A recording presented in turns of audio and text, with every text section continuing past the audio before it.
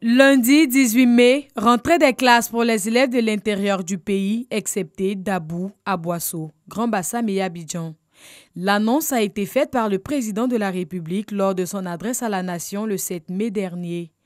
Une stratégie est mise en place par le ministère de l'Éducation nationale, de l'enseignement technique et de la formation professionnelle pour mettre en application cette décision du chef de l'État.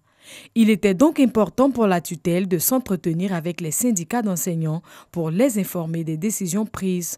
La semaine du 11 au 17 mai sera consacrée au toilettage des établissements scolaires.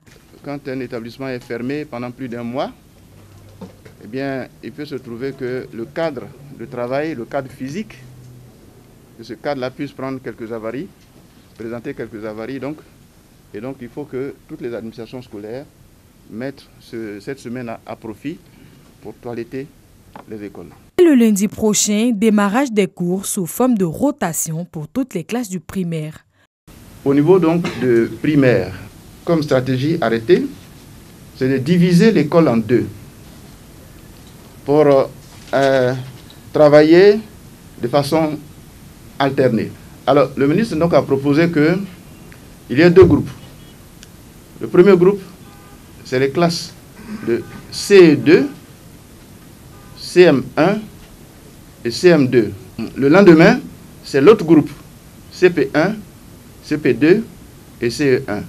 Dans l'enseignement secondaire, deux stratégies. La première concerne les établissements à faible effectif qui devront ouvrir sans changement. La seconde consiste à réduire les effectifs des établissements à gros effectifs.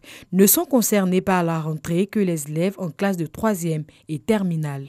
Les gros établissements, où déjà il y avait la double vacation, vous comprenez bien, où vous avez un seul niveau peut faire une dizaine de salles de classe, c'est compliqué de dire qu'on va faire venir toutes les classes en même temps.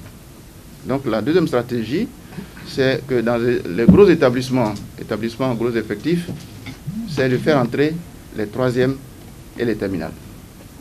De sorte que, c'est le même principe que le primaire, là, quand les 3e arrivent, là, les 3e et terminales, on les répartit sur toute l'école, de sorte qu'on puisse observer, un temps soit peu, la distanciation sociale.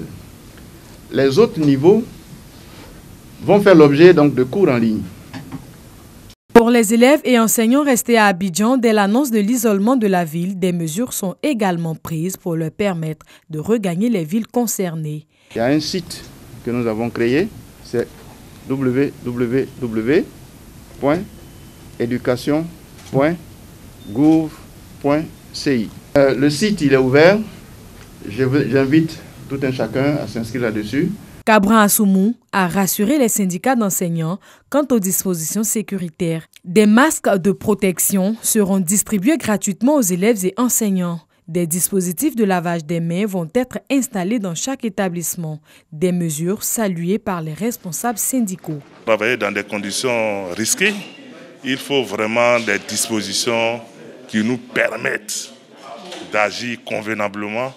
Et vous savez que la motivation est un élément très important lorsqu'on est en train de dispenser un cours. Nous nous réjouissons de la reprise des cours et que nos enfants puissent achever l'année scolaire pour que les examens à grand tirage puissent effectivement avoir lieu. Les élèves d'Abidjan devront, quant à eux, continuer de suivre les cours via Internet et la télévision. Les vacances pour l'année scolaire 2019-2020 sont fixées au vendredi 14 août après les cours du soir.